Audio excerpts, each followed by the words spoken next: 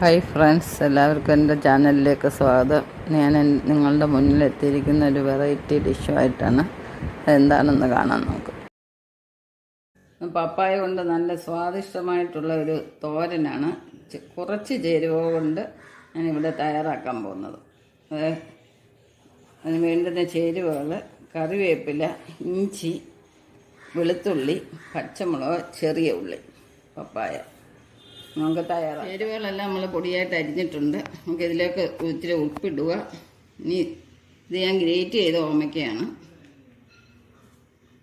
ഇത് നന്നായിട്ട് ഞെവിടുക.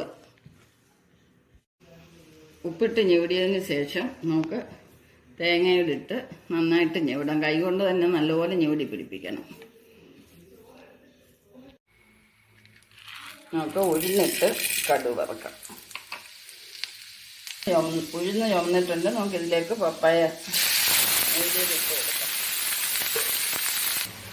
നമ്മുടെ തോരൻ റെഡി ആയിട്ടുണ്ട്. നല്ലൊരു മണവും ഉണ്ട്, സ്വാദും ഉണ്ട്. ഇത് ഒരിക്കലും അടച്ചു വെച്ച് വേവിക്കരുത്. കാരണം ഗ്രേറ്റ് ചെയ്തതുകൊണ്ട് ജലാംശമുണ്ട്. അത് തോന്നു കിട്ടിയാൽ മാത്രം മതി. പെട്ടെന്ന് വേവുകയും ചെയ്യും. ഇതിനകത്ത് വേറെ പൊടികളൊന്നും തന്നെ നമ്മൾ ചേർക്കുന്നില്ല. ഇത് വെളുത്ത് തന്നെ ഇരിക്കും. സ്വാദിഷ്ടമായിട്ടുള്ള പപ്പായ തോരനാണ്. എല്ലാവരും ട്രൈ ചെയ്ത് നോക്കുക. ഈ വീഡിയോ എല്ലാവർക്കും ഇഷ്ടപ്പെട്ടെന്ന് വിചാരിക്കുന്നു. നെക്സ്റ്റ് ഒരു വെറൈറ്റി ആയിട്ട് അടുത്ത വീഡിയോ കാണാം. Bye bye.